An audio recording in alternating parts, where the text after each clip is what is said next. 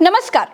कट्टर हिंदू, कट्टर ब्राह्मण, बीजेपी के लिए किसी से भी लड़ जाने वाले, बीजेपी को वोट दिलाने के लिए बूथों पर अड़े रहने वाले, मोदी से केवल सवाल पूछने पर प्रज्ञा मिश्रा को बुरा भला कहने वाले, अब तक मुझे ही देशद्रोही बताने वाले मेरे यूपी के शिक्षक आज मेरे साथ जुड़ेंगे, जिनको भारतीय जनता पार्टी की सरकार बनाने का ये सिला मिला है कि इनको 1 साल से सैलरी नहीं मिली है।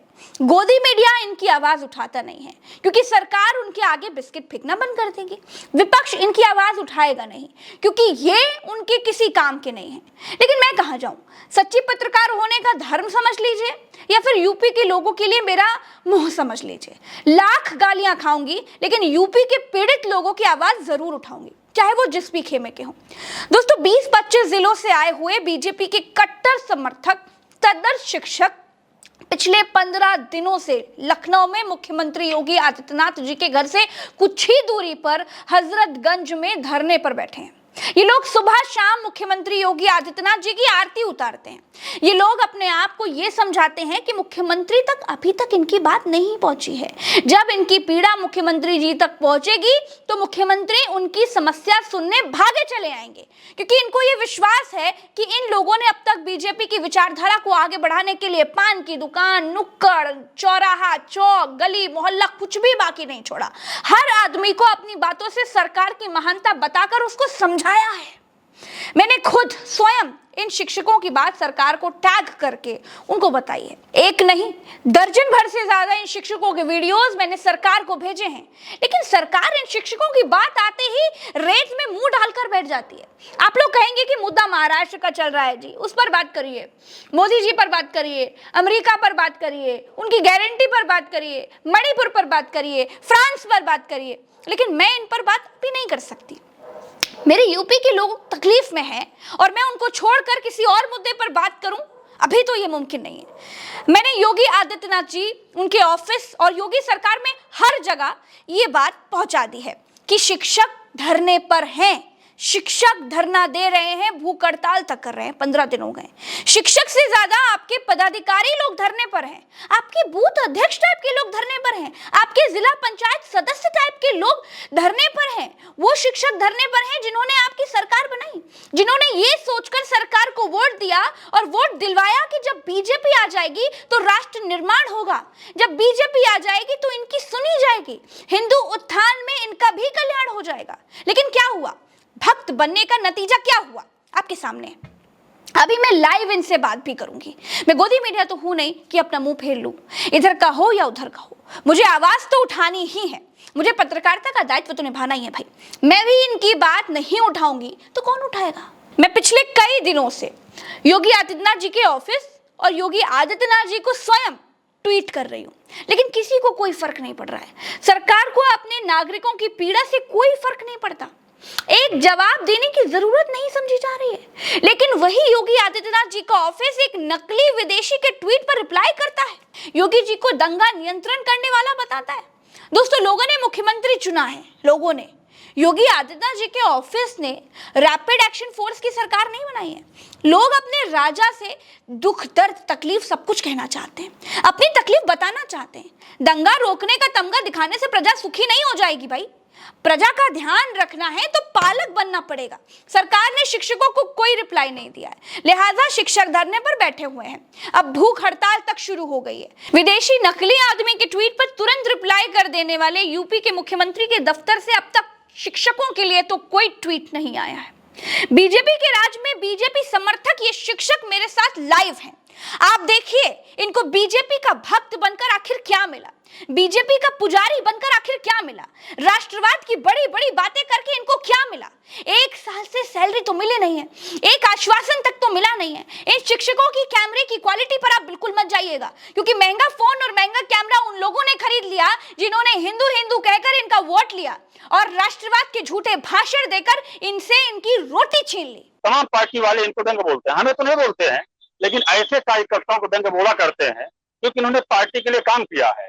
जब इनके पास कोई जनाधार नहीं होता था, यही तदर्थ शिक्षक जो आज शिक्षक के रूप में है, ये बूथों पर संघर्ष किया करते थे, पार्टी के लिए काम किया करते थे, लेकिन आज उसके बदले इनको मिल क्या रहा है? दुर्भाग्य, सरकार सुनने को तैयार नहीं है। बहाना बताते हैं, कह देते हैं कि नहीं सुप्रीम कोर्ट का ऑर्डर है। इसलिए बेहतर रूम किया गया। एकदम दूध में जो मक्खी गिर जाती है उसकी तरह निकाल कर फेंक दिया है। आप लोगों ने तो सेवा दी, आप लोग अपना काम कर रहे हैं, आप लोगों ने तो बूथों पर ड्यूटी भी दी है, तो फिर क्यों सरकार आप लोगों को इस तरीके से दूध में मक्खी की तरह फेंक रही है? अब तो उपवास भी कर रहे हैं आप लोग, अभी तक तो याचना कर रहे थे, अब भूखे भी रह रहे हैं सरकार के लिए, तभी सरकार को वेदना नहीं है आप लोगों के लिए, क्यों भाई?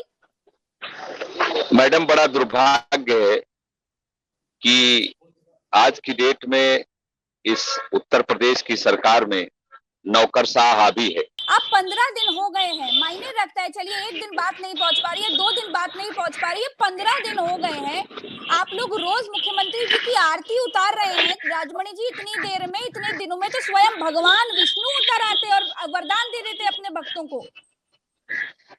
ठीक बात कह रही है मैडम, भगवान तो पिघल जाते हैं, लेकिन जब इंसान मन बना लेता है तो हमें लगता है कहीं ना कहीं इंसान पिघलने का नाम नहीं लेता। आरती में महाराज जी की भी उतारता हूँ बजरंगबली के साथ। आप लोग तो मुसलमान भी नहीं है, तो काहे पिघल नहीं रहे भैया आपके लिए? यही दुर्भाग्य है कि इसमें 85% ब्राह्मण है और 15% के लगभग क्षत्रिय हैं और छोटे लोग दूसरी जातियों के हैं। ब्राह्मणों की नहीं सुनती क्या सरकार? ब्राह्मणों को सड़क पर मरने के लिए, भूखा मरने के लिए छोड़ दिया क्या? बच्चे कैसे पाले ब्राह्मण? अगर मैडम सुन रहा होता तो आज की डेट में हमको वेतन मिल जाता। जहां पूरे देश में अमृत काल की वर्षा हो रही है, अमृत बरसाया जा रहा है, हमारे तदर्थों को विष पिलाया जा रहा है, और शायद इसलिए कि वेतन ना दिया जाए, कहीं ना कहीं हम लोगों ने भी प्रतिज्ञा की है कि हम यहाँ से बिना वेतन लिए जाएंगे नहीं। आज से उपवास शुरू हुआ है, हो सकता है आपको सूचना मिले, भाई हमारा साथी बिना दवा के अभाव में खत्म हो गया, आज सूचना आई है। हम लोगों ने चंदा भी दिया था, एक हमारे तदर्थ शिक्षक साथी हैं, उनकी बेटी खत्म हो गई दवा के अभाव में। हमें लगता है कहीं ना कहीं हमारे तदर्थ शिक्षक साथी जो यहाँ मेरे साथ बैठे हैं, भगवान न करे ऐसी सूचना सुनने को मिले, उस साथी भी हमारे बीच से हो सकता है चले जाए, क्योंकि ये भी गंभीर बीमारियों से त्रस्त है। मैं खुद बीपी और शुगर का मरीज हो चुका हूँ। ऐसी स्थिति में हम प्रभु से याचना करते हैं हमारा कोई साथी हमसे बिछुड़ने न पावे। इस सरकार को सद्बुद्धि दें, इस अफसरों को सद्बुद्धि दें और हम सभी का वेतन निर्गत करें, जिससे वेतन पा करके हम पूरे मनोयोग से अपने शिष्यों को पढ़ा सकें। हम केवल वेतन के लिए नहीं मर रहे हैं, हम तो चाहते हैं जो बच्चे हमारे विद्यालय में एडमिशन लिए हैं, हम मनोयोग से जब हमको वेतन मिलता रहेगा तो हम पूरी निष्ठा और ईमानदारी पूरे मनोयोग से बच्चों को पढ़ाने का काम करेंगे। लेकिन आप लोग तो सेवा दे रहे हैं ना, जब आप सेवा दे रहे हैं, आपसे काम लिया गया, आपने सरकार बनाई, आप लोगों ने पीठासीन अधिकारी के साथ काम किया, आप लोगों ने बहुत मेहनत करी, बूथों पर मेहनत करी, उसके बाद अब आप लोग को अलग थलग करने का क्या कारण है? राजमणि जी, मैं चाहूंगी कि और लोग अगर बात करना चाहे तो उन लोगों से भी मैं चाहूंगी, सब लोग जितने हैं मैं सबसे बात करना चाहूंगी। अभी कुछ देर पहले मेरे एक सज्जन से बात हुई, वो काफी रो रहे थे। जी कराते हैं मैडम। दुर्भाग्य है मैडम, जो भी हम लोगों से बातपूर्ण कार्य हैं वो सब लिए जाते हैं। हम अध्यापन कार्य किए, हम तो अपनी दिहाड़ी मांग रहे हैं, जो मैंने मजदूरी की है उसका मैं दिहाड़ी मांग रहा हूँ। साल भर मैंने पढ़ाया है, रेगुलर पढ़ा रहा हूँ। हम तब अवधि का वैधानिक नहीं होते हैं जब हम बोर्ड परीक्षा की ड्यूटी करते हैं, जब हम मूल्यांकन करते हैं, जब हम चुनाव की ड्यूटी करते हैं, हम तब अवधि का वैधानिक नहीं होते। जबकि राष्ट्र का सबसे बड़ा काम है चुनाव कराना, और यूपी बोर्ड हिंदुस्तान का सबसे बड़ा बोर्ड है, जो प्रदेश की सरकार ढिढोरा पीटती है कि देश के सबसे बड़े बोर्ड का समय से मैंने रिजल्ट घोषित किया है। इन तदर्थ शिक्षकों की बदौलत कापियों का मूल्यांकन होता है। दुर्भाग्य है मैडम, जब चुनाव आयोग गौर नहीं करता है तो हमारे जैसे शिक्षक उस विद्यालय को बचाने और संवारने का काम करते हैं। आज ये तदर्थ अगर विद्यालय न जाए तो कम से कम सैकड़ों विद्यालय पूरे प्रदेश में बंद हो जाएंगे, इस स्थिति में आ जाएंगे। इस सरकार को तो हम लोगों की आरती करनी चाहिए कि विषम परिस्थितियों में मैंने उस विद्यालय को बचाने का काम किया, जिसको लेकर के सरकार बड़ा नाच करती है और बोर्ड परीक्षा को लेकर के बड़ी बड़ी घोषणाएं करती है, बताती है कि देश का सबसे बड़ा बोर्ड है।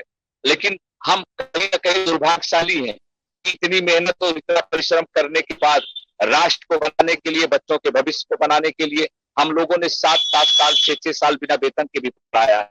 वही स्थिति आज मेरे सामने फिर आ गई। इस 55 साल 52 साल की कुछ लोगों की 1 साल रिटायरमेंट है, बहुत तदर्थ शिक्षक रिटायर्ड हो गए। इन स्थितियों में आप खुद समझ सकती हैं मैं क्या करूं।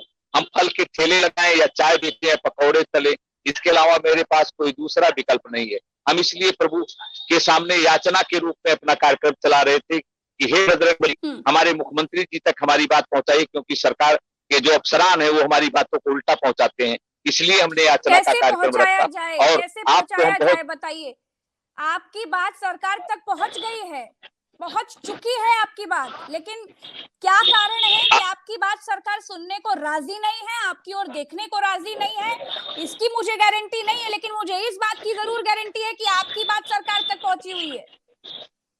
आप जैसे गंभीर, निर्भीक और निडर पत्रकार इस दुनिया में ऐसे भी लोग हैं जो हमारे मजदूर मजलूमों और गरीब किसान के, हम नौजवान हैं, गरीब किसान के घर के हैं, ऐसे लोगों की आप आवाज उठा देती हैं। लेकिन कुछ ही चैनलों को शायद देखा जाता है।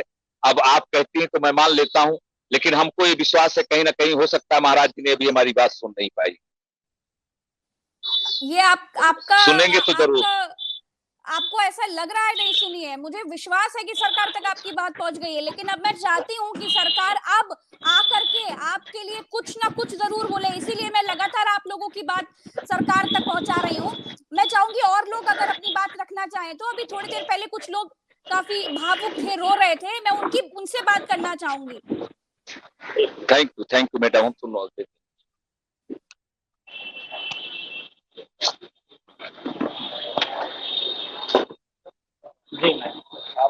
जी आप अपना पहले नाम बताएं। मैं रवीन्द्र सिंह बोल रहा हूँ, प्रतापगढ़ से आता हूँ। मैं भी एक तदर्थ शिक्षक हूँ। 15 दिन हो गए रविंद्र सिंह जी, 15 दिन घर परिवार जी से दूर, कोई जी सुन नहीं रहा है आपकी बात, कोई सुध नहीं ले रहा है। गोदी मीडिया इसलिए नहीं सुन रहा है क्योंकि सरकार से डांट ना पड़ जाए कि उत्तर जी प्रदेश में मुख्यमंत्री योगी आदित्यनाथ के घर से कुछ ही दूरी पर ये तदर्थ शिक्षक धरना दे रहे हैं, रो रहे हैं, गिड़गिड़ा रहे हैं, सरकार से भीख मांग रहे हैं, बेचारे मजबूर हैं, हक अपना छीन भी नहीं सकते, अधिकार नहीं मांग सकते रविंद्र सिंह जी। और विपक्ष जी आपको इसलिए नहीं आपकी आवाज उठा रहा है क्योंकि आप बीजेपी समर्थित हैं। जी इस जी मझधार में फंस गए आप लोग। मैं तो बार बार बोल रही हूँ, जी आप तो हिंदू हैं, आपकी बात क्यों नहीं सुनी जा रही भाई? जी प्रज्ञा जी, मैं जानता हूँ कि हमारी बहन प्रज्ञा जी अगर हैं तो हमारी आवाज ये बनेंगी और ये उठाएंगी, माननीय मुख्यमंत्री तक हमारी आवाज पहुंचाएंगी और निश्चित रूप से इन अधिकारियों से एक प्रश्न अवश्य पूछेंगी कि यदि माननीय उच्चतम न्यायालय का आदेश आया तो क्या इनको अधिकार मिल गया था क्या कि वेतन रोक दें? दूसरी चीज, अगर वेतन इन्होंने रोका था तो मई जून का फिर बाद में सितंबर में क्यों निकाल दिया? और उसके बाद जुलाई का किस आदेश से इन्होंने रोका हुआ है? इस प्रश्न को आप इन अधिकारियों से अवश्य पूछें, तो शायद इनकी पोल खुल जाएगी कि किस आधार पे ये जो है, किस लिए, किस मंशा से हमारा वेतन रोके हुए हैं।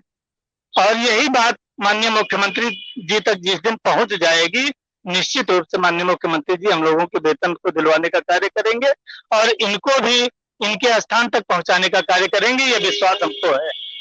रविंद्र सिंह जी एक काम कर सकते हैं आप, जी उस जगह को दिखा सकते हैं जहां पर मुख्यमंत्री योगी आदित्यनाथ जी की आरती उतारते हैं आप लोग। जी जी बिल्कुल दिखा सकते हैं, हम घुमाएंगे। आप ये कैमरा लेकर के जाइए और मुझे दिखाइए वो जगह जहां पर आप लोग आरती उतारते हैं। बिल्कुल ये हाँ, यही स्थल है जहाँ पर आरती उतारी जाती है, जो बैनर बना हुआ है, जो कार्यक्रम 15 दिन से चल रहा है, यही सारी चीजें हैं। हमारा निवेदन तो अपने मुख्यमंत्री जी से है, अपने प्रधानमंत्री जी से, अपने पार्टी के अध्यक्ष महोदय से है, अपने एमएलसीओं से है, आपसे भी है, क्योंकि आप हमारी आवाज हैं। निश्चित रूप से आप हमारी आवाज बनेंगी और हमारे मुख्यमंत्री जी तक आप पहुंचाएंगी, निश्चित रूप से हमारी बात सुनी जाएगी। इसी आशय से, इसी उद्देश्य से हम याचना स्थल पर बैठे हुए। मेरी बहन है जो आवाज पहुंचाएगी। याचना से क्या मिलता है रविंद्र जी? 15 दिन से बैठे हुए हैं, ऐसे ही पहलवान भी बैठे हुए थे, किसान भी बैठे हुए थे, लाठियां खाए हैं, लाठियां तैयार है, लाठियां खाने के लिए? जी जी बिल्कुल, लाठियां खाने का अवसर आएगा तो भी खा लेंगे, अपनी ही पार्टी के लोग मारेंगे। ये भी दिखाइएगा आप जनता को कि ये सरकार है जिसके कार्यकर्ता भूखे बैठे हैं, प्यासे बैठे हैं, उपवास कर रहे हैं, नहीं सुनी जा रही है, फिर भी अपने ही मुख्यमंत्री से निवेदन कर रहे हैं और कर ही रहे हैं, करते रहेंगे। अभी रविंद्र जी अपने बच्चों को कैसे पढ़ा लिखा पा रहे हैं? क्योंकि 1 साल से मैं बार बार वही बात करती हूँ, किसी के 1 महीने की सैलरी छीन लो ना, किसी अधिकारी की या किसी पॉलिटिकल नेता की भी, अगर किसी मंत्री की एक साल को उसको सैलरी ना, 1 महीने की ना मिले ना, पैसा भैया फंड ना मिले तो आदमी जी नहीं पाएगा, पतलून ढीली हो जाती है। कैसे परिवार चला रहे हैं? मैम आपको मैं बताना चाहूंगा अपने ही बारे में। मेरी 3 बेटियां हैं जो बड़ी हो गई हैं और तीनों में से एक मेडिकल की पढ़ाई कर रही थी, उसको हमने घर बुला लिया है। हमारा जो मकान बना हुआ है उसकी EMI 42,000 जाती थी, 4 महीने से मैं नहीं दे पा रहा हूँ और बैंक वाले डेली जो है घर आके बैठे हैं, इसलिए मैं धरने पर यहाँ याचना स्थल पर बैठा हूँ।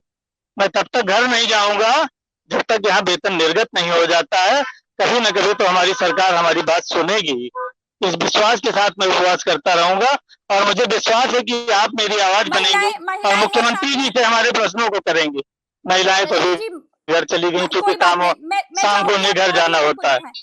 और लोग अपनी बात रखें। जी राजेश जी, और लोग अपनी बात रखें। हाँ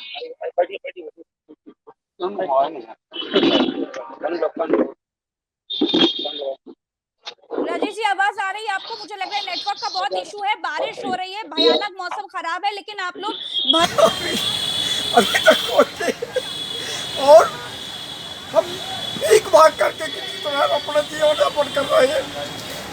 हमारा लड़का इम्तिहान दे रहा है और उसकी परीक्षा होने जा रही थी। मेरे बड़े परीक्षा शुल्क नहीं जमा करने पर हम उसकी परीक्षा छूट गई और वो पॉलिटेक्निक जो कर रहा था वापस कराया। मुझे बात कितने साल से उसकी परीक्षा, उसका लास्ट ईयर था, उसकी नहीं जमा कर पाया और इस कारण से उसकी परीक्षा छूट गई। सुनिए भाई साहब, आप क्या दिखा सकते हैं एक बार कि कितने लोग अभी बैठे हुए हैं? आप कैमरा लेकर के बस दिखा दीजिए। मुझे पता है कि जो बात आप कह रहे हैं वो हर किसी के दिल में यही बात होगी। मैं दर्शकों को ही दिखाना चाहती हूँ, क्वालिटी कैमरे की अच्छी नहीं आ रही है, क्योंकि ये देखिए, ये हाथ उठा रहे हैं जो लोग, ये सब भारतीय जनता पार्टी के समर्थक। मैं प्रज्ञा मिश्रा इन लोगों के साथ तब तक खड़ी रहूंगी जब तक इन लोगों की मान नहीं ली जाती और सरकार कोई ना कोई एक्शन नहीं ले लेती। तब तक मैं इन लोगों के साथ खड़ी रहूंगी। मैं इन लोगों से थोड़ी दूर थी, लेकिन फिर भी दूर होकर के भी इन लोगों के पास हूं और जब तक ये लोग अपनी बात रखते रहेंगे तब तक मैं इन लोगों के साथ हूं।